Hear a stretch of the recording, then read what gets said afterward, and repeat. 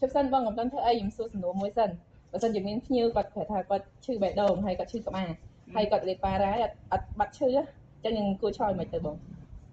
ចាំបាច់ចម្លើយងាយៗបើគាត់សួរប៉ះបងនឹងប្រាប់គាត់វិញថាបើសិនជាគាត់ឈឺបេះដូងញ៉ាំប៉ារ៉ាអត់បាត់ទេត្រូវហៅអ្នកសំបេះដូងឲ្យគាត់វិញហើយយើងអាចណែនាំគាត់បានតាមរយៈវិធីសាស្ត្រងាយៗអប់រំលើកទឹកចិត្តឬក៏ណែនាំគាត់កុំឲ្យគាត់គិតច្រើនឬក៏ស្មុគស្មាញអីចឹងទៅតែបើសិនជាគាត់មានអាការៈឈឺក្បាលដូចតែហៀបប្រាប់មិញហ្នឹងណាយើងអាចណែនាំនៅជំរើសដ៏ល្អបំផុតសម្រាប់គាត់គឺប៉ូដេមិកដោយសារតែប៉ូដេមិកគឺមានផ្សំពីសមាសធាតុ3សំខាន់មានដូចជាប៉ារ៉ាសេតាមុលចំនួន400មីលីក្រាមដែលជួយបំបាត់អាការៈឈឺក្បាលហើយនិងក្តៅខ្លួនហើយមានផ្សំមកពីអាស្ពីរីនចំនួន250មីលីក្រាមបំបាត់អាការៈឈឺក្បាលក្តៅខ្លួនហើយនិងបំបាត់ការរលាកយ៉ាងមានប្រសិទ្ធភាពមួយវិញទៀតនៅក្នុងប៉ូដេមិកផងដែរក៏មាននៅកាហ្វេអ៊ីនដែលជួយបង្កើនការស្រូបរបស់ប៉ារ៉ាសេតាមុលជាមួយនឹងអាស្ពីរីនបានល្អបង្កើនប្រសិទ្ធភាពកាន់តែល្អប្រសើរធ្វើឲ្យយើងបំបាត់អាការៈឈឺក្បាលបានលឿនហើយបានឆាប់រហ័សថែមទៀតផងប៉ូដេមិកគឺញ៉ាំម្ដង1ទៅ2គ្រាប់ហើយអាចញ៉ាំបានរៀងរាល់6ម៉ោងម្ដងហើយត្រូវញ៉ាំបន្ទាប់ពីអាហារភ្លាមមួយវិញទៀតប៉ូដេមិកមានតម្លៃសមរម្យងាយស្រួលរកទិញបានគ្រប់ប្រទេសនានាទូទាំងប្រជាជាតិកម្ពុជាកុំភ្លេចប្រើប្រាស់ប៉ូដេមិកទៅតាមការណែនាំរបស់លោកគ្រូអ្នកគ្រូឲ្យបានត្រឹមត្រូវ